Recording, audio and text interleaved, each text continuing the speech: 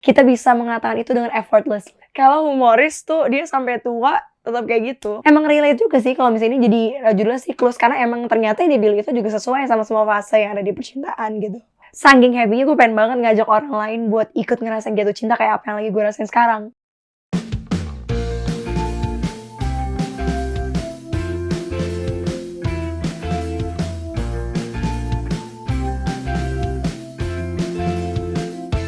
Halo semuanya, welcome back to Chamber Talks with Raffi Andika. Kalau kalian udah lihat gue depan kamera dengan set yang seperti ini, pastinya gue sudah kedatangan seorang tamu yang... Ini yang satu ini ya, udah mas songwriter, producer, arranger, siapa lagi kalau bukan Anastasia Ria.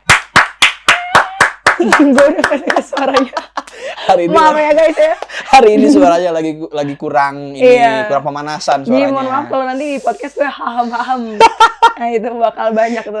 Haham. Ria, apa kabar hari ini Ria? Baik. Kamu sepertinya sedang ceria sekali hari ini. Iya. Meskipun suara hilap tetap ceria. Tetap ceria. Seperti namanya Ria. Iya. Nyambung aja. Ria, kamu di Bandung lagi ngapain kalau boleh tahu? Di Bandung sebenarnya kemarin rencananya mau showcase. Ya adalah. Tapi sebenarnya aku udah juga sebar flyernya sih. Iya. Ada namanya Ruang Dini. Yap. Nah tapi sayangnya karena tiba-tiba suara menghilang gitu ya. Jadi aku harus mereschedule showcase itu. Jadi akhirnya hari ini berkesempatan untuk datang ke podcast. Ini saya sangat merasa terhormat ya hari ini. Satu-satunya jadwal hari ini berarti kan main kesini. Betul. Thank you loh. Terima kasih banyak. Seneng banget. Tadi sebenarnya kita udah ngobrol off cam beberapa hal dan ini aku tuh baru sadar aja pas mau mulai tadi. Ntar dulu, Ria hari ini nggak kemana-mana, cuman kesini. Dan itu sesuatu yang spesial buat aku sih. Oh iya. Itu kalau buat orang-orang introverts like me gitu, wah thank you sudah dikunjungi. Seneng banget Bang. Ria, aku dapat info akhir-akhir ini kamu tuh kemarin lagi promosi EP baru. Benar. Siklus. Terima kasih banyak. Siklus, wow. Boleh nggak cerita sedikit kenapa namanya Siklus dan apa sih cerita di balik Siklus dan kenapa akhirnya kamu kasih judul Siklus? Ini Siklus adalah EP pertama aku. Sebenarnya ini rilisnya udah di Februari 2023 tahun ini. Oke.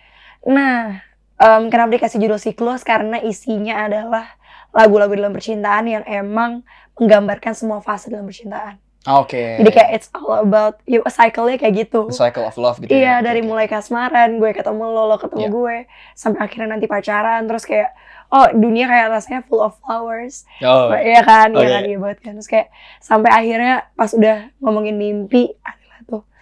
Terus ya ternyata nggak pergi kemana-mana, jadi kita harus mengakhiri hubungan ini guys.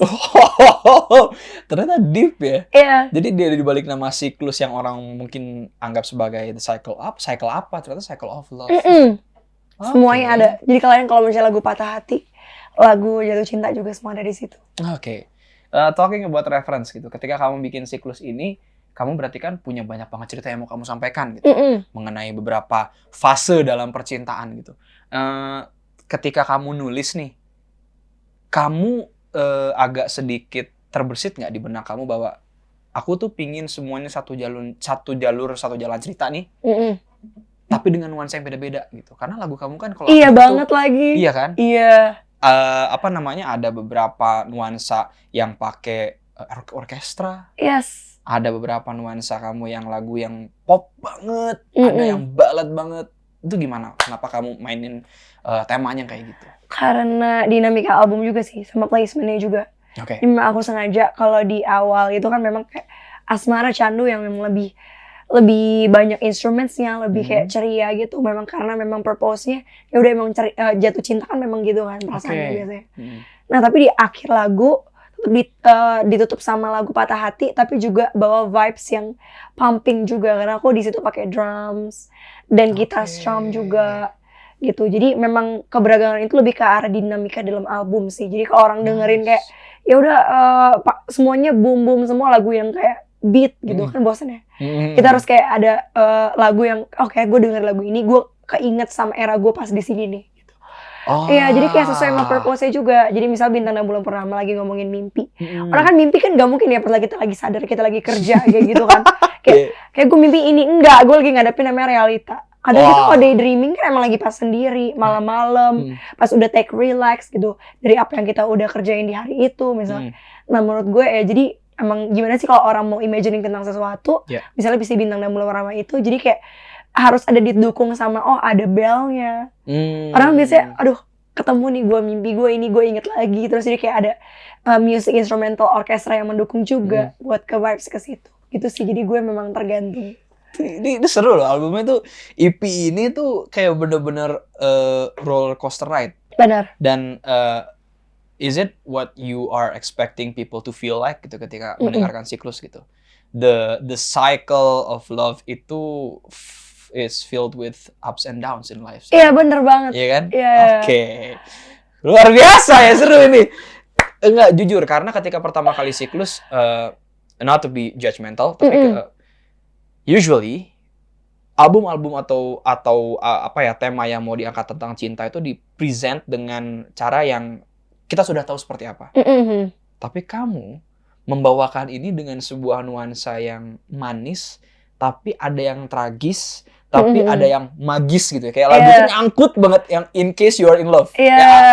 Sebenarnya gue udah bilang ke dia tadi, In Case You Are In Love tuh nyangkut banget. Dan Candu, ya kan Candu kan judulnya.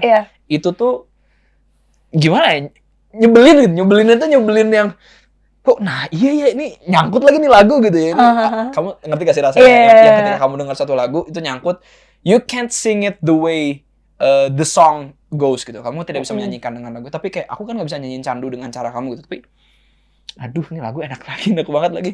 Play lagi nyangkut gitu. Dan itu aku suka banget sih lagu-lagu dalam Siklus gitu. Talking about Siklus, is it something that you have experienced before, atau kamu membawain cerita itu, atau kamu sekedar kayak lagi banyak orang yang itu cinta deh. Kayak gue pengen jadi perantara kalian untuk menyampaikan perasaan itu. Gimana? Sebenarnya both ways sih. Jadi ada beberapa juga yang pengalaman aku, sama ada juga yang memang ngelihat orang lain. Oke. Gitu. Jadi kalau dari pengalaman aku ya biasa dari my last ex gitu. Tapi kalau misalnya dari apa yang aku lihat ke orang, aku mungkin kayak belajar juga dari orang-orang kayak pengalaman cinta mereka kayak gitu ya. Kenapa nggak aku ambil itu jadi latar belakang songwriting lagu aku sendiri gitu sih. Wow. Where did you get the inspiration untuk menulis lagu Patah Hati di akhir tahun? Iya, seperti yang tadi aku bilang, itu berarti dari my last experience. Karena itu lagu spesial banget. Terus timeline-nya personal. Nah, sebenarnya itu tuh lagunya ini sebenarnya lumayan unik juga ya. Karena aku nulis lagu itu pas belum putus sebenarnya. Tapi udah ada feeling. Hah? Yes. Terus beneran kejadian. Oh. Itu we thought kayak my ex is not knowing kalau misalnya aku nulis lagu itu. Pada saat aku menulis lagu itu, yaudah aku nulis lagu pas udah ada feeling gitu, kayak hubungan gue udah gak lama lagi tapi masih ada di dalam hubungan gitu. Terus kayak putus beneran, terus kayak ya udah putus beneran, gue rilis nih lagunya. Kayak gitu. Sorry ya, aku sekali lagi I'm not judgmental, tapi aku tahu ada sesuatu yang spesial sama lagu ini. Entah pas denger tuh kayak gue harus bahas nih lagu ini, sesuatu nih. Ternyata bener, ini kamu bener ya ceritanya gitu. Bener. Agak sedikit sedih, merinding.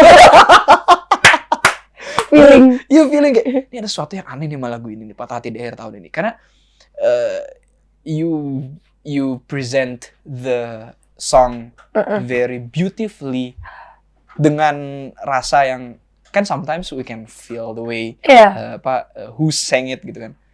Terus pas aku denger ini something wrong ini dengan lagu ini, dan salah nih sama lagu ini, sesuatu yang aneh. Magic ya, aku bilang magis, kayaknya aku harus ngomong. Dan ternyata ya, yang teman-teman mungkin udah ada yang tahu, ada yang belum tahu juga. Itu lagu ternyata emang unsurnya magic. dia belum putus, tapi udah punya intuisi. Emang kadang ini aku mungkin tips juga bagi teman-teman yang ingin hubungannya panjang, jangan menulis lagu Patah Hati dari inspirasi diri dia sendiri, jangan. Gitu. Oke. Lucu sih. Oke. Anastasia Ria. Aku itu penasaran sama proses kreatifnya. Karena yang seperti tadi aku bilang, kamu present lagu-lagu dalam EP ini gitu. In some ways yang mungkin agak sedikit not usual gitu. Bukan general seperti itu gitu. Apa ada proses seru nggak di balik proses produksinya ini? Kamu dibantu sama siapa apa segala macam? Kalau proses seru sih paling dari kedubrak-kedubruknya aja sih. Dari timeline itu kan sebenarnya lumayan agak pack gitu ya. Apalagi kan lumayan padat juga karena aku sebenarnya untuk bisa nge-pitching agregator tuh dari Desember sebenarnya. Kan dari Februari. Desember itu tuh udah proses di mana aku harus nge-package dari 6 lagu itu hanya dalam kurang lebih waktu 2-3 bulan lah. Itu udah sama photoshoot, sama lain-lain gitu. Mungkin challenge-nya lebih ke itu sih. Tapi kalau misalnya tim-timnya tuh seru banget. Apalagi thanks to my co-producer juga, Dion Joko Adi. Gitu buat bantuin aku di project ini memang sangat kedubak-kedubuk. Ada nggak cerita yang memorable buat kamu di proses produksi ini antara either you worked with someone that you have been wanting to work with gitu, atau misalnya ternyata tadinya lagu ini nggak mau masuk tapi masuk, ada nggak cerita-cerita unik kayak gitu? Sebenarnya kalau misalnya ini dari Semesta sih. Oke. Jadi kan memang aku join Semesta itu karena sebelumnya Karian as A&R dan juga director di situ emang dengerin draft-draft aku kan. Oke. Tadi sebenarnya draft itu ada banyak. Tapi mungkin yang dipilih sama dia untuk masuk ke siklus ini emang itu. Oke. Dan kayak aku pikir kayak emang relate juga sih kalau misalnya ini jadi judulnya siklus karena emang ternyata yang dipilih itu juga sesuai sama semua fase yang ada di percintaan gitu. Jadi kayak emang make sense gitu. Gitu aja sih, mungkin kayak serunya juga karena Karian yang milih-milihin lagunya juga sih. Gitu kira-kira dari draft-draft aku itu mana menurut yang ini nyambung nih kayaknya nih gitu, untuk EP. Berarti untuk bukan menentukan lagu ya, untuk menentukan ceritanya kamu juga dibantu juga sama Mas Rian gitu atau sama lebih ke selecting songs-nya dia. Kalau misalnya kayak untuk songwriting dan juga nulis aku lagu supaya nyambung dan segala macam itu ke aku, lebih ke aku. Full kamu. Iya. Keren. Kalian percaya sama gue ya? Baca liriknya.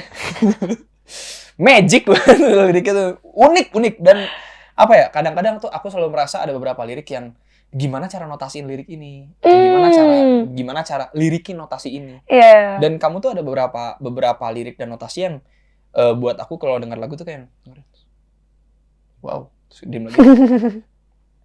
Yang aku kalau sampai nengok sampai yang wah, ini kok gini? Kok kesini? Terus aku langsung kok kesini gitu. Aku sampai kayak gitu. Diulik loh guys. Diulik loh. Itu ya, sumpah deh, kalian denger lagunya dulu. Nah, ke single jagoannya Ria nih mungkin sama single jagoan saya juga. Siapalah saya menjagokan lagu itu, tapi memang In Case You Are In Love. Nah, tell us a bit about the song gitu. What is the song about? Terus apa ya? Ketika kamu memilih referensi untuk menjadikan aransemennya seperti itu, gimana story-nya? In Case You Are In Love sebenarnya lagu yang ada di tengah-tengah EP urutannya. Jadi pasti itu telling about ketika kita udah ada di dalam sebuah hubungan relationship and how happy you are, itu ada di In Case You Are In Love. Jadi kayak saking happy-nya gue pengen banget ngajak orang lain buat ikut ngerasain jatuh cinta kayak apa yang lagi gue rasain sekarang. Kayak gitu sebenarnya. Kalau misalnya inspirasi dari apa, juga dari my past relationship juga sebenarnya. Ya message-nya lebih ke itu sih. Jadi kayak ayo dong orang lain denger lagu ini juga, karena gue pengen banget kayak dengan orang lain denger lagu ini juga ikut ngerasain jatuh cinta di In Case You Are In Love. Nah, ketika kamu mau menyampaikan rasa itu, referensi aransemen kamu ke arah mana nih? Aku suka ketika kita sadar gitu ya, gue bahagia banget nih dalam suatu percintaan. Kayak we already telling the people kalau kita bisa mengatakan itu dengan effortlessly. Jadi iya nggak sih? Gue nggak perlu pikir panjang, gue nggak perlu buktiin kalau misalnya harus ada instrumen ini, harus ada gitu. Gue bisa as simple as gue bahagia lo sama lo. Gitu, ya nggak sih? Ya makanya itu gue pilih untuk di In Case You Are In Love memang lebih simple dibandingin lagu-lagu yang lain. Jadi memang gitar aja sebagai main instrument, leadnya juga sama backing vocals kan saut-sautan kayak gitu. Sama paling EP tipis lah untuk referensinya. Gue suka banget dari Jeremy Passion sama Jason Barara juga. Jesse Barara. Itu ketika jadi sebelum ini tadi sempat ngobrol juga sama Ria mengenai ya kan EP-nya itu kadang-kadang kalau EP yang nuansanya beda-beda tiap lagu tuh ini referensinya nih orang tuh nulisnya kemana gitu, referensi aransemennya siapa, ternyata Jesse Barara. Ternyata Jeremy Passion kan adem gitu ya, adem kayak Lu dengerin gak sih kayak album ini tuh bener-bener kayak gue beneran lagi sama cewek nih berdua misalnya, terus ya udah berbunga-bunga aja gitu kan, iya kan? Constant gitu kan. Iya. Yang sama Jessie Baria kan constant deh dia. You're the only constant thing in my world. Iya deh. Iya itu bener itu. Nah, kamu tadi udah cerita juga mengenai apa ya? The fun process di balik menuliskan lagu itu, di mana tadi kamu mau orang juga bisa relate sama the cycles gitu, yang in love, yang kadang-kadang orang tuh tidak mengerti cara membahasakannya. Nah, ada nggak challenge tersendiri bagi kamu ketika kamu mau merilis sebuah karya, membahasakan sebuah perasaan yang mungkin orang-orang suka overthinking? Bisa gini, misal di lagu-lagu kamu kan ada beberapa yang telling story about heartbreak, ya kan? Sometimes people think too much about heartbreak, di mana mereka merasa bahwa oh the world is ending, my world is ending, gue nggak akan dapat cinta seperti yang kemarin lagi gitu. Nah, kamu kan seperti yang tadi aku sempat dengar juga punya basic dikit di psikologi. Wadaw. Iya kan? Iya benar. Gimana cara kamu membahasakan, atau gimana kalau misalnya kamu dihadapkan dengan sebuah sebuah kondisi, kamu harus membahasakan sebuah karya dengan kondisi di mana kamu tidak boleh overthinking berlebihan gitu. Karena if in case you are in love, kamu tidak overthinking berlebihan kan, udah aja gitu. Benar, ya udah, gue cinta aja gitu. Iya. Proses nulis lagu berarti lebih ke songwriting-nya ya. Apa ya guys, sebenarnya siklus ini tuh punya message juga buat kalian. Apa tuh? Ya itu kan sebenarnya dari lo jatuh cinta sampai patah hati lagi kan. Ya udah supaya lo nggak overthinking, untuk ya udah patah hati is like the end of the album and the end of this world, the end of the relationship gitu kan. Tapi tujuan dari siklus ini adalah untuk looping guys, jadi kan harus mendengarkan dari awal lagi. Sumpah ya. Aku tuh mengharapkan kamu jawab itu loh. Aku tadi, dia dianggap gak ya maksud gue? Tapi ternyata kamu nangkep. Terima kasih. Emang kita ini ya benar. Connect. Serem ya. Tapi memang harus didengar lagi guys. Jadi kayak percintanya itu adalah sebuah hal yang memang continuity ya. Namanya juga cycle gitu ya, siklus. Jadi kalau kalian udah habis nih, bingung dengerin apa? Balik lagi. Ya. Masuk lagi ke paling pertama. Benar gitu. Baiklah. Mungkin satu hal dari si siklus ini yang mau aku tanyakan lagi adalah kamu memasukkan, kalau aku nggak salah ya, ada satu single lama kamu yang kamu masukin ke itu memang judulnya For Sure. For Sure itu kamu memang sengaja masukin lagi apa karena it goes well with the story yang kamu siapkan gitu? Both. Jadi it goes well with the story sama memang itu aku pengen jadi ciri khas. Wah ini memang gue tarik nih dari dulu kan, prosesnya aku indie dulu kan. Jadi aku pengen kayak proses itu juga ikut kayak menjadikan aku sebagai yang memang Anastasia Ria memang yang udah di label sekarang, udah khusus ngeluarin EP pertama aku pengen itu jadi salah satu bagian dari perjalanan aku, jadi masuk juga di EP itu. Wow, you're not forgetting where you come from. Gitu. Iya betul. Ketika proses itu kan, sorry sebelumnya, kamu kan di record label gitu. Prosesnya gimana kamu bisa meyakinkan untuk aku mau narik aku yang dulu ke aku yang sekarang gitu? Karena ini menarik nih, saya belum bisa relate nih. Ini menarik nih. Ini percaya nggak percaya sih, itu kemauannya Karian juga.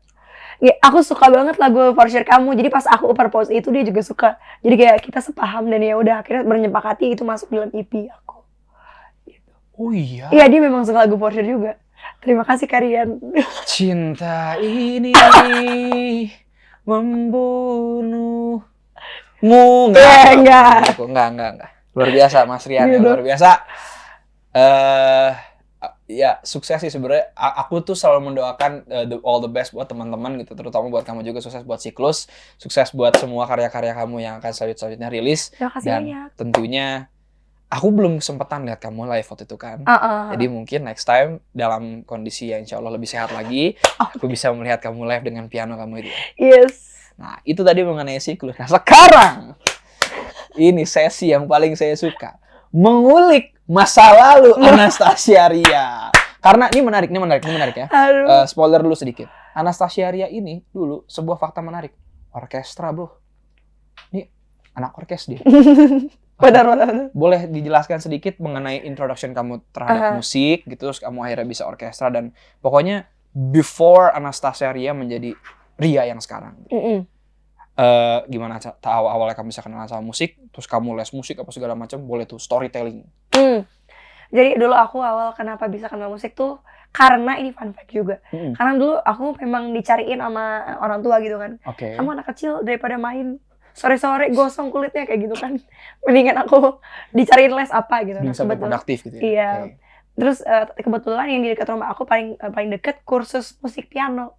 Jadi diantarin ke situ dulu pertama kali opsi 1. Pas lihat dia nanya-nanya ke resepsionis, aku udah otomatis tuh melipir. Kan biasanya kalau misalnya adalah ini sebuah produk yang kebetulan kendaraan juga ya. Dia aku melipir, anak kecil, piano lagi dibuka kan, ada harganya tuh. Terus yang dipajang di luar itu, terus aku kayak gini, tung gitu. Terus di saat itu waktu itu ayahku masih nanya-nanya, ini lesnya ada les apa aja ya, dia nanya gitu kan. Terus kayak, oh itu Pak anaknya lagi ngeliat-liat, kayak dia tertarik sama pianonya, udah didaftarin gara-gara itu. Sesimpel itu? Iya, karena memang itu dekat sama ini kan, rumah aku paling dekat gitu. Jadi ya udah jalan 2 tahun 3 tahun suka. Soalnya dulu kan yang memang yang kelas masih anak kecil kan memang ada nari-narinya gitu. Jadi kayak aku memang suka kan. Iya gitu. Ternyata. Jadi mulai dari situ lanjut sampai akhirnya lulus. Aku udah lulus jadi guru piano itu baru kemarin kuliah sih. Jadi selesai kuliah juga selesai grade guru. Sama kalau untuk orkes aku baru masuknya tuh SMP. Jadi aku pindah sekolah, kebetulan sekolah itu punya organization yang memang dia khusus untuk orkestra dan performance. Jadi tiap tahun biasanya ada 1-2 konserto gitu dimainin, tergantung dari temanya juga gitu. Nah aku masuk di situ, lumayan banyak dapat ilmu juga. Jadi aku memang main instrumennya dulu violin 1. Gitu. Memang katanya kan kalau untuk violin 1 memang dia biasa pegang lead kan, lead dari melodi. Dan kalau dari piano itu udah punya basic hearing karena memang iya kan, memang piano kan fix notes gitu. Jadi dia nggak bisa di pitch bend ya. Betul. Beda ya. Dulu mah belum ada Roland begini-gini. Nggak ada pitch bend, nggak ada modulation. Nggak ada. Transpose. Nggak ada dulu, nggak ada. Nah ya dari situ ya udah kamu masuk violin 1 aja gitu. Nah terus sembari di situ aku juga belajar gitar dikit-dikit sama nyicipin instrumen-instrumen lain. Kalau untuk strings paling viola juga, main cello. Tapi kalau kontrabas enggak sih. Enggak, kamu nggak sampai begini? Enggak dong, karena kan besar banget di bawah. Sama aku belajar harpa juga karena untuk prinsipnya sama kayak piano, tapi dia dibetik. Iya. Itu sih. Harpa tuh kan apa ya? Itu kan gak ada fretnya ya? Ya nggak sih? Kalau untuk kan bingung kan? Kalian tuh kayak pasti bingung kan? Kenapa itu bisa tiba-tiba main di tangan ada A major yang 3 keras gitu? Itu bawahnya tuh ada geserannya tahu. Jadi kita stem dulu sama kayak misalnya dinaikin gitu. Jadi kalau misalnya ini C, kalau misalnya A kan berarti 3 keras-nya kan? Dinaikin, mesti dinaikin gitu. Jadi dia bisa berubah jadi cheese. Gitu. Oh jadi harpa tuh sembari dia main sembari nginjek-nginjek. Iya betul sekali. Atau nggak kayak ada istilahnya di atas itu juga bisa di. Gampangan itu apa injek kan? Injek tuh lebih ketun. Jadi misalnya fales gitu. Itu stemnya juga bisa di situ. Ya tolong harpanya dibawa masuk ya. Gak ada. Belum sampai situ budgetnya. Kamu belajar salah satu apa ya? Fase menyenangkan dari kamu belajar banyak alat musik itu adalah kamu bisa menemukan apa ya si benang merahnya itu kan. Benar. Lebih bantu ke arah aransemen sama music producing sih kalau dari situ. Nah, tapi ini fun fact juga, emang justru aku belajar nyanyi itu baru tahun ke-2, tahun ke-3 pas kuliah. Itu juga karena memang aku nyari wadah terus kan. Jadi kayak dulu aku pengen masuk majornya UPH, tapi karena ayahku nggak bolehin. Kamu coba aja SBMPTN dulu, masih SBMPTN. Iya kan? Kamu mengalami fase itu rupanya. Ya kita angkatannya nggak beda jauh sih. Iya. SBMPTN, terus tiba-tiba keterima. Akhirnya masuklah aku ke situ, terus aku mencoba mencari wadah. Terus ada waktu itu band, kalau di kuliah kan lebih ke situ ya. Orkes tuh kurang anak muda gitu, terlalu oma pakai shawl. Oke. Iya gitu. Oke. Terus dari situ aku waktu itu audisinya piano. Nah, kebetulan di band itu belum ada ketemu vokalis. Jadi semua yang udah audisi pada hari itu dipanggil lagi masuk ke dalam. Tolong dong kamu, siapa aja deh kamu nyanyi deh pokoknya. Satu lagu deh apa gitu, nyanyi bebas. Terus pas 2 minggu kemudian keluar pengumumannya, aku shock karena di pengumuman itu aku ditarik vokalis, bukan keyboardis. Mungkin ada yang lebih jago dari saya ya. Gitu. Mendadak juga prosesnya. Iya, betul sekali. Oke. Nah, mulai dari situ ya udah deh. Akhirnya aku meneruskan diri untuk menjadi vokalis karena aku harus membawa si organisasi band itu di kompetisi kampus gitu. Oke, story-nya ternyata begitu ya. Saya pikir memang main harpa terus gitu, apa main piano terus, ternyata enggak ya, mix and match gitu ya. Iya, betul. Aku tadi dengar satu cerita menarik dari kamu yang mungkin bisa kita bahas, bahwa ternyata seorang Anastasia Ria itu belajar gitar otodidak. Betul. Apakah itu yang kamu dapat juga karena dari main musik? Bener banget, bener. Coba dong ceritain dikit. Jadi gitar tuh aku sebenarnya gabungin prinsipal dari piano. Jadi aku lebih ke arah freestyle. Freestyle sih. Fingerstyle. Fingerstyle dari main gitar. Gitu. Jadi memang gabungin prinsip dari piano sama prinsip dari violin. Kalau violin dia ada senarnya juga kan. Kita tahu kayak senar bass biasanya bisa G, D, A, E. Oh, gitar juga sama kayak ada seman dasarnya gitu. Tapi aku nggak ngelihat chord dari YouTube gitu. Jadi memang aku lebih ke main tangan aja, do, re, mi, fa, sol, la, si, do. Oh, kalau misalnya G chordnya ini, berarti ini senar yang harus aku pencet. Gitu. Jadi memang kayak di otak aku kayak ya udah aku bagi 2 aja tuh. Memang ada yang iringan sama ada yang melodi. Dan tinggal diadjust ketikannya. Gitu. Wow, ya itu, iya kan? Itu keren. Itu kan logik kan? Iya, tapi nggak semua orang mau berpikir seteoritikal itu gitu loh. Iya, logik jadi ya kan. Kan bisa dipencet kayak ya udah melodi sama iringannya kan bisa. Karena kita tahu dari fasilitasinya tempatnya di mana, ya kan? Iya, betul. Dan itu nggak semua orang gini. Sometimes orang-orang tuh tahu, tapi mereka tidak serajin itu untuk ngulik dan untuk tahu itu gitu. Dan untuk kamu bisa recall that experience yang kamu akhirnya tuangkan ke dalam gitar, aku nggak tahu kalau aku berlebihan apa enggak, tapi itu satu langkah menuju jenius menurut aku ya, karena kamu bisa menggabung. Gini loh, Bu, fingerstyle itu bukan sesuatu yang mudah untuk dipelajari. Oh iya. Mungkin Sung Ha Jung juga sungkem sama Anda ya. Sung Ha Jung datang habis ini. Gila nih orang. Saya aja cuma bisa main gitar, dia bisa main harpa, piano, terus otodidak gitu kan. Ya, Sung Ha Jung sungkem sama beliau. Nah, ngomongin Sung Ha Jung dan Korea-Koreaan. Nah, ini oke kan bridging-nya? Dengar-dengar Anastasia Ria ini lagi senang banget sama satu musisi Korea instrumentalis yang namanya adalah Lee Jin Ah. Betul sekali. Emang kamu suka dengerin instrumentalis karena kamu basicnya instrumental apa gimana? Kalau Lee Jin Ah sebenarnya dia lebih ke singing pianis kan. Yep. Aku kagum banget karena dia juga involve sangat banyak di producingnya dia sendiri. Iya. Gitu. Jadi kayak kenapa aku suka banget sama ini orang karena first of all emang Korea lebih cenderung terkenalnya boy group sama girl group ya. Yeah. Jadi memang ini kenapa kita nggak coba angkat dia nih? Karena dia sebenarnya sangat talented, tapi dia memang dominan lebih ke instrumen aja yang beda genre-nya sama orang-orang yang biasa suka gitu. Yeah. Nah kalau Lee Jin Ah memang aku lebih suka ke arah dia producing sama gimana dia bener-bener live-nya keren banget, dia present well banget, gimana dia saut-sautan gitu. Karena kita kadang beda loh, kayak nyanyiin lagu yang ditulisin orang gitu. Ya udah deliver the meaning of the songwriter. Nah kalau dia emang dia producing, jadi kita paham gitu dengerin kayak dia vokal nih keluarin, misalnya dia nyanyi sebait, disautin sama melodi pianonya, jadi saut-sautan kawin cuy. Bener-bener kayak ini bedanya kayak dia memang nge-songwriting, nge-produce karya dia sendiri sama yang emang ditulisin orang sebagai penyanyi. Itu beda. Betul. Itu sih menurut aku yang poin uniknya. Mungkin banyak orang yang nggak paham mengapa sometimes we switch mode penyanyi dan musisi. Karena ketika kita produce gitu as a fellow producer to another gitu dan songwriter, sometimes people expect much dari kita gitu ketika mereka dengar musik Indonesia gitu. Yang mereka bayangkan pasti ya yang sudah ada banyak terdengar di pasaran gitu.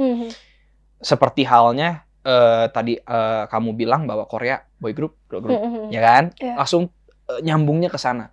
Sometimes ketika lu kenal gitu, ketika kalian kenal sama siapa yang menciptakan, siapa yang produce dan ternyata tuh orangnya sama, itu kayak ada sebuah roh yang berbeda gitu. Iya. kayak di lagu kamu gitu ya, makanya aku bilang magic. Bener kayak Iya, soalnya ada beberapa lagu aku juga ada solo pianonya, jadi musik juga talk Iya. juga di lagu itu. itu dia maksud aku. Iya. Terus Persis. by the way kan aku mau kasih tahu juga, ini ada yang bagus juga referensi dari aku, namanya Peter and the Wolf. Oke. Dia kayak orkestra gitu. Hmm. Nah, memang dia tuh mainin sebuah cerita, tapi memang ada tokohnya. Jadi kalau nggak salah ya, misalnya si burung pipit nih terus wolfnya dia dimainin flute kayak gitu. Nah, jadi pas kita nonton, Tahu nih. iya pas kita nonton tuh bener-bener kayak flute-nya ngomongnya gini. Burungnya emang berkicau kan memang cocok karakternya sama flute nih. Iya. Udah dia ngomongin kayak gini. Ada subtitle ya sama ada musiknya. Nah, itu bener-bener bisa imagine-nya beda. Nah, itu gimana kayak musik juga bisa jadi bahasa loh pada saat kita bicara atau pada saat kita main ada di sebuah instrumen gitu. Keren banget. Aku jadi penasaran satu sama kamu deh. Talking about skipping generation gitu ya. Sometimes people dari generasi di atas kita gitu ya come up to me and said that music has to sound like this. Gitu. Music itu ini bukan musik. Aku pernah dibilang begitu sama seseorang yang dari sebenarnya dia penikmat musik sih, dia bukan musisi gitu. Musik tuh nggak kayak gini. Wow, frontal juga aku pikir gitu. Terus aku nanya sama Kang Marcel Siahaan gitu, one of my greatest idol gitu. Aku bilang, Kang, musik tuh berdasarkan generasi apa gimana sih? Dan he said that kalau aja orang di generasi dia mau berkompromi dengan apa yang ada di market saat ini dan apa yang dikaryakan sama anak-anak muda saat ini, apapun genrenya, you name it, ada rock, ada dangdut, ada pop, ada metal, ada bossa, ada afrobeat, semua. Selama itu bisa berkompromi dan selama itu masih ada pendengarnya, that's music gitu. Kamu pandangan kamu mengenai itu gimana? Kayak sometimes people talk about music seperti mereka own the music itself gitu. Terus mereka karena kamu berasal dari sebuah genre yang kamu tadi bilang, mau pakai shawl, ya kan? Terus sekarang kamu pop nih mainnya. Iya benar. Itu kan dua buah musik yang di generasi, di market dan generasi yang berbeda. Betul.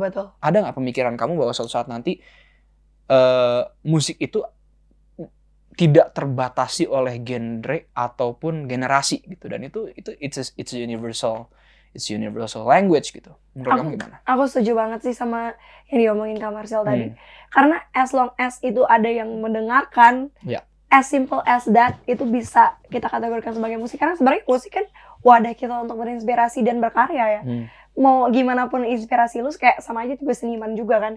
Kayak entah itu paintingnya mau apa, misalnya kayak lo as long as lu ngelihat deh lukisan abstrak gitu kayak menurut kita nggak jelas banget.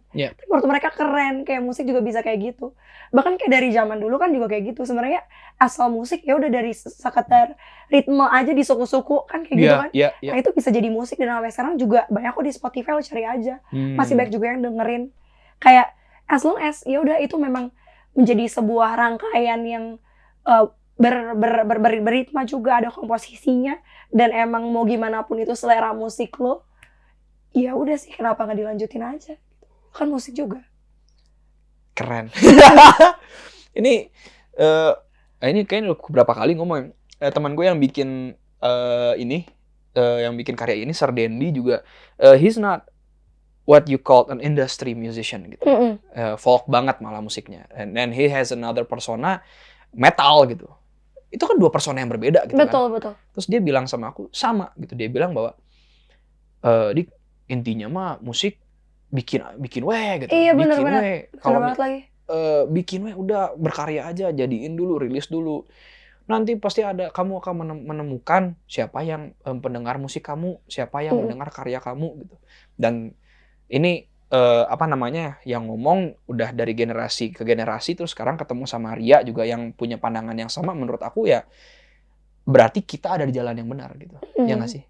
Kita ada di lini yang pas untuk mengatakan bahwa musik itu bahasa universal yang mau gimana pun musik kamu, mau beragam, karena ini nyambung sama aku sama kamu tuh sama-sama punya musik yang beragam gitu. Nggak stay di satu lane gitu kan.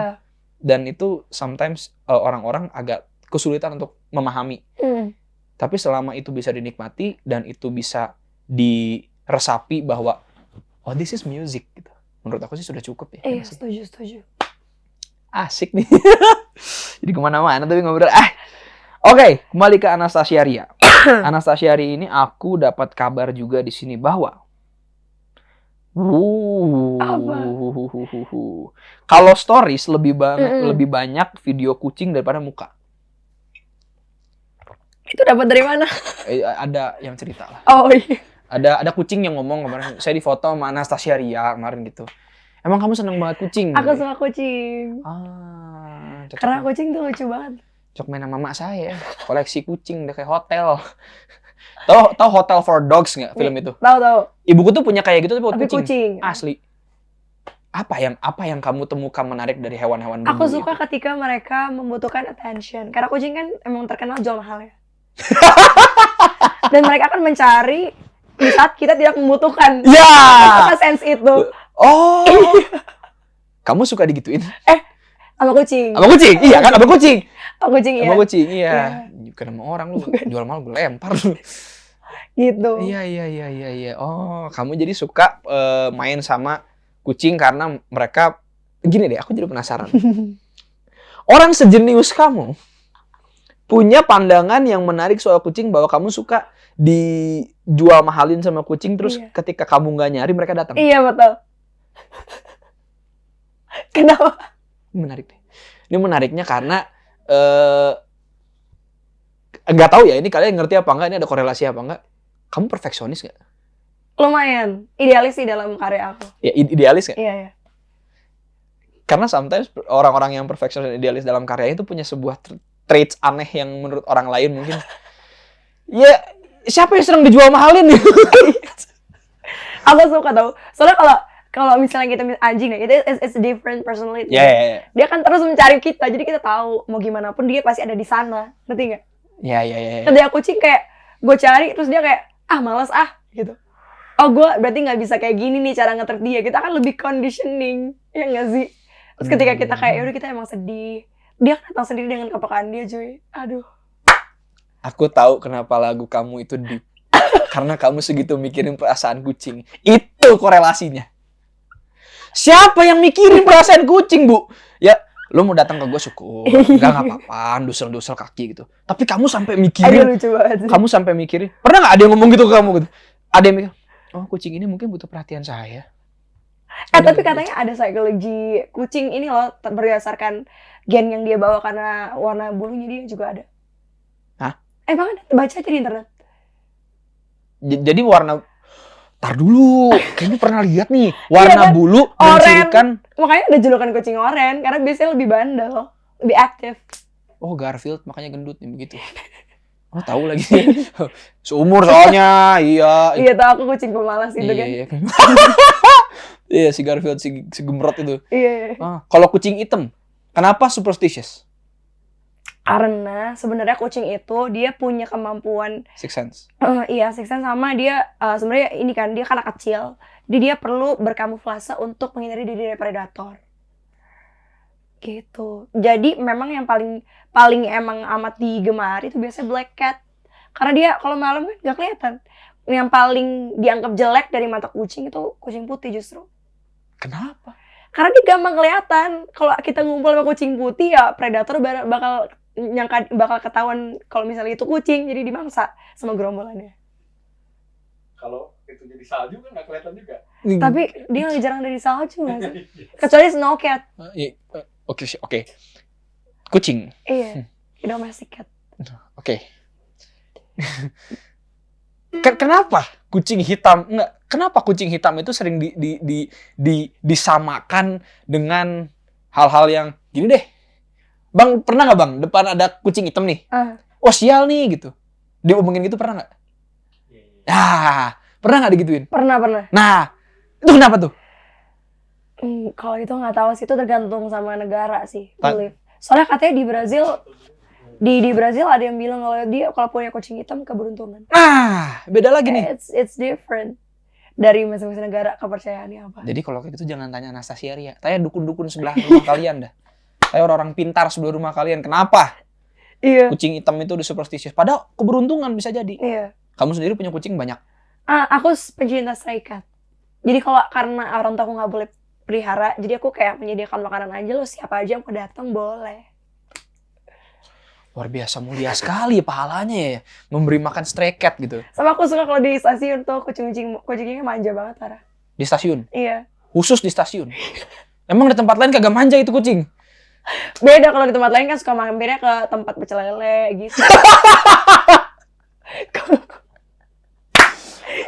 Betul. Iya kan? Iya, Kalau di biasanya. stasiun kan nggak ada tempat makan, Iya. jadi suka ya capernya ke kita. Ah, iya ada minimarket. Nggak Iya. mungkin dong. Nggak mungkin kucing masuk. Assalamualaikum, gitu kan? Nggak mungkin. Nggak mungkin. Oke. Kamu suka kucing, kamu suka musik. Mungkin ada satu traits tersendiri yang orang nggak tahu bahwa Anastasia itu ternyata seneng guilty pleasure-nya ngapain atau dengerin apa gitu.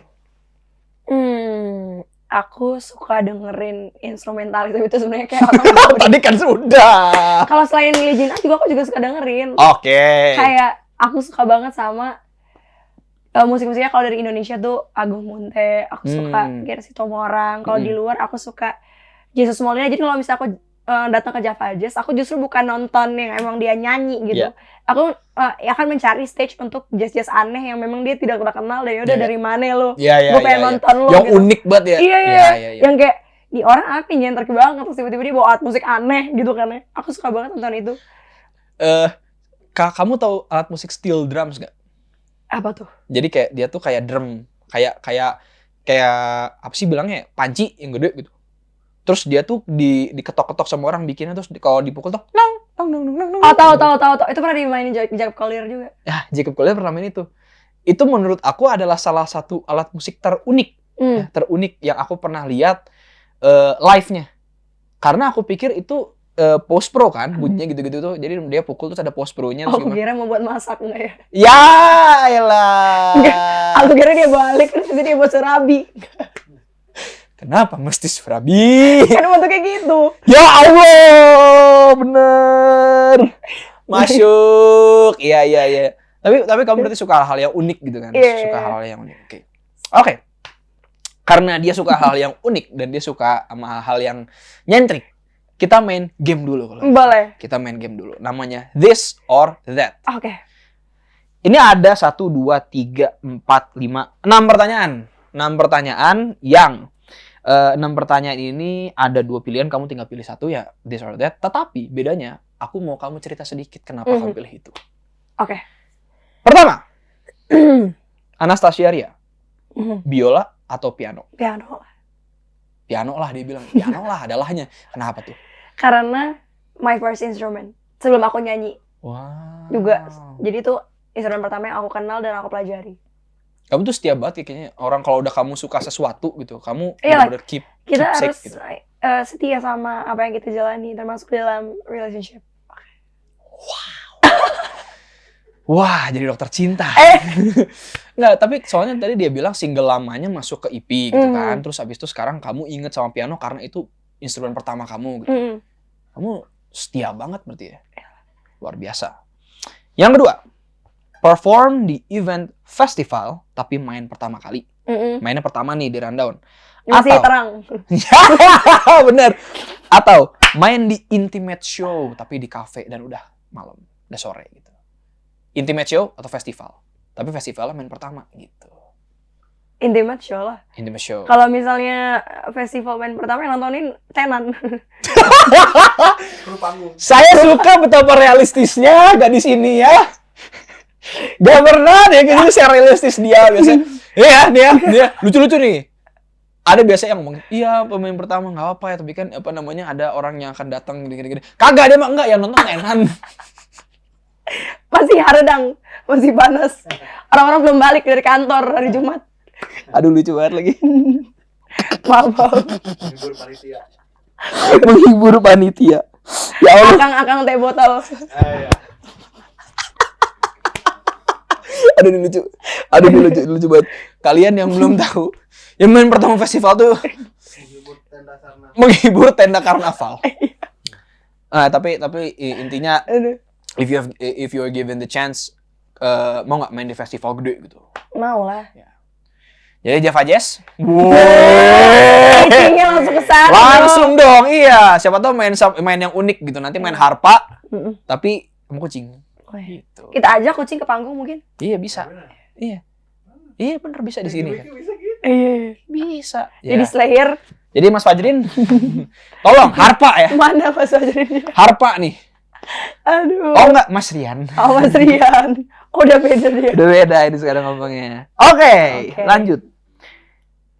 Bikin musik sendiri atau kolaborasi? Aduh. Aduh, katanya aduh. Aduh. Enaknya di sini kita tidak memburu-buru orang, biar dia mikir dulu. Aduh. Iya. Eh, Nanti di post-pro dicepetin. Dikat-kat. Gimana tuh? Kolaborasi deh. Kolaborasi. Iya. Ada nggak dream collaboration kamu yang mau kamu tuju belum sampean tapi pingin banget? Before I die, saya harus ketemu sama dia, kolaborasi bikin musik dan nyanyi bareng. Mau realistis apa yang unrealistic? Ya ya boleh mana aja. Unrealistik sama siapa? Siapa tahu itu realistis? Wow. Iya. Iya juga sih. Iya. Yang unrealistik siapa? Kalau internasional aku pengen Jeremy Passion. Oke, tapi unrealistiknya masih hidup ya. Iya. Jangannya unrealistik sama Iya. Michael Jackson. Iya. Jeremy Passion katanya. Mm. Jeremy Passion. Di suaranya seadem Ubin Masjid, kayak masih ada suara dia. Ubin Masjid. Tapi bukan Ubin Masjid Jakarta. Ya, oke. Jeremy Passion. Tapi tadi yang realistik belum. Kan itu iya, unrealistic. unrealistic. Yang mungkin jadi realistik. Mm-mm. Yang realistik siapa? Realistic kalau Indo aku sebenarnya pengen banget. Random Massive enggak? Tapi ada kesempatan boleh lo karya. Iya. Love you, Karian. Aduh, love you Karian katanya. Cinta ini. Lanjut. Siapa? Aku lagi suka musik-musiknya Keljo. Oh, Hmm. Keljo. Mm-mm. Kelvin Jojo. Mm-mm. Keljo. Tah, bro. Ini nih. Langsung. Dia kan mau rilis baru nih nanti. Iya. Ada mau rilis baru. Siapa tahu nanti the next project. Keljo. Ya aku udah di spill loh sama Mas Fajrin. Udah. Mm-mm. Baiklah. Si brother satu itu ya ternyata Keljo. Lanjut. Wah. Ini harusnya kota ini yang disebut, tapi nggak apa-apa. Jakarta atau Jogja? Jakarta. Wih, kenapa tuh? Karena meskipun aku Jogja by blood, Yap. tapi sebagian besar orang-orang yang aku kenal adalah di Jakarta. Ada di Jakarta. You grew up di Jakarta berarti? Iya, ada banyak values yang aku belajar dari kota itu. Luar biasa. Udah gitu aja. Udah gitu aja. Jakarta atau Jogja, Jakarta. Karena apa? Value yang bisa diambil tuh pelajarin sama kalian. Value dari sebuah kota itu seperti apa? Iyalah. Lanjut. Ini satu pertanyaan yang lucu ya sebenarnya buat saya setiap saya menanyakan ini ya. Kamu lebih pilih pasangan yang good looking atau humoris? Humoris lah. Humoris. Iya. Komedian. Enggak komedian juga. Iya kan? Tuh kan ada banyak komedian-komedian di luar sana yang humoris banget nih orangnya nih. Tuh, sebutkan banyak tuh nama tuh di belakang. Humoris kan? Iya, yang penting kan humoris. Abangnya lucu kagak, Bang? Tadi nih kayak anu. Ya, aduh. Kenapa? Humoris Kenapa lah. humoris? Kalau humoris tuh dia sampai tua tetap kayak gitu. Kalau misalnya good looking udah tua keriput, ntar dia kan makin menurun gitu. Tapi kalau misalnya humoris dia sampai tua karakternya itu. Jadi kayak humoris lebih ke part of the character. Aku lebih suka itu. Saya suka banget dari tadi betapa realistisnya dia loh. Dari tadi loh. Serealistis itu jadi orang keren. Udah jawabnya itu gitu. Iya. Menghibur tenan, ubin masjid. Ya, humoris. Jadi para komedian di luar sana suci 1, suci 2. Oke, lanjut. Aduh. Dustin humoris tuh Dustin. Abis ini kita telepon dia, Tin. Jadi ada yang nyari cowok humoris nih, gitu. Kita telepon dia abis ini, Tin. John. Terakhir, satu pertanyaan this or that terakhir. Oke. Candu atau asmara? Asmara lah. Tambahin karena ini jagoan saya. Asmara atau In case you're in love. Yep. Asmara. tetep. Iya. Karena setia dari awal. Ntar dulu, oke. Asmara atau single pertama kamu yang kamu bawa judulnya For Sure? Aduh, susah lagi. Asmara.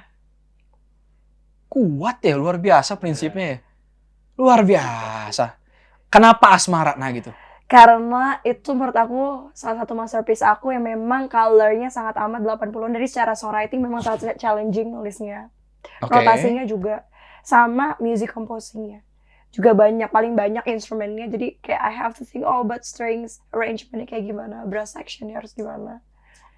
Kayak paling complicated dari yang lain secara songwriting dan juga composition dan lain-lain juga. Pokoknya aku suka Asmara. Tepuk tangan lu dong. Anastasia Aria, everybody. Keren. Kenapa kamu malu-malu begitu? Pede dong, pede. Love. Oh, love. Coba bang, love bang. Kalau kalian lihat di belakang kamera ini agak lucu. Anastasia Aria, ada yang mau kamu sampaikan terakhir sebelum kita berpisah ke teman-teman mungkin yang mau dengar lagu kamu? Teman-teman yang mau dengar lagu aku bisa didengarkan di semua digital streaming platforms. Cari aja Anastasia Aria. Siklus EP pertama aku. Bisa juga follow semua sosial media aku, YouTube, TikTok, Instagram, Twitter juga sama aja Anastasia Aria. Dan semoga kalian sehat selalu dan jangan lupa selalu nonton podcastnya Kak Raffi. Terima kasih. Saya itu bukan titipan saya ya. Emang orang itu baik banget. Keren banget, Anastasia Aria. Jangan lupa ya, didengar lagu-lagunya. Iya. Enak beneran kalian. Ntar dibilang, oh peres enggak. Ini kita di sini no peres-peres, no jaim-jaim. Ria, sebelum kamu kita berpisah di sini, aku punya sebuah oleh-oleh dulu buat kamu. Oh iya, terima kasih banyak. Iya. Dari Bandung. dia so excited itu saya jadi gemeteran. Jadi ini ada oleh-oleh dari Oma tuh, dari Oma di Lenis Teras. Katanya ada pesan khusus buat Anastasia Aria nih. Oma. Boleh bacain nggak? Boleh. Dear Anastasia Aria, saat tumbuh asmara di Paris Van Java, jangan lupa selalu ada Oma di setiap bulan dan purnamanya. Oma tuh jago ngegombal juga ya, Pak? Baru pertama akhirnya ada orang yang ngomentarin oma-oma selain saya di sini. Biasanya cuma aku yang, wah nih oma-oma ini loh. Ternyata kamu juga mengomentari oma-oma itu. Emang genius think alike. Ini emang oma-oma ini kadang-kadang gini. Kalau yang datang anak metal, dia ini anak ini banget metal banget. Iya. Kalau yang datang ke sini pop banget gitu. Tapi karena kamu yang datang, mungkin Oma ngelihat, wah ini sepertinya gadis ini perlu romansa karena kan ini, jadi gitu. Terima kasih Oma, semoga Oma sehat selalu. Nenek. Kenapa ada mas-masnya prinin? Jasa printing di bawah. Ria, thank you so much. Thank you so much udah datang ke sini. Seperti biasa mungkin saya sebagai orang yang cukup INFJ di sini tidak terlihat happy-nya, tapi saya sangat happy sekali kedatangan Ria. Aku ENFP. INFP. ENFP. Oh, kamu extrovert banget ya? Iya. Aku introvert banget. Iya. Ria, thank you so much for coming. Terima kasih. Ini sangat menyenangkan dan aku juga banyak dapat insight baru. Mudah-mudahan ini bukan pertemuan kita yang terakhir dan kita bisa ketemu lagi dalam keadaan lebih sehat tentunya. Amin. Sukses selalu buat Ria. Thank you very much for having me. Segitu dulu mungkin untuk episode kali ini. Kalau kalian suka, boleh di like, share, dan subscribe. Dan di komen di bawah, siapa tahu aja ada cerita-cerita di Chamber Talks ini dari Anastasia Aria yang nyambung sama kisah-kisah hidup kalian. Jangan lupa check out semua lagu-lagunya Anastasia Aria di semua digital streaming platform, radio. Kalian harus request pokoknya yang banyak dan cek di YouTube dan sosial medianya. Sampai ketemu di episode selanjutnya. Peace!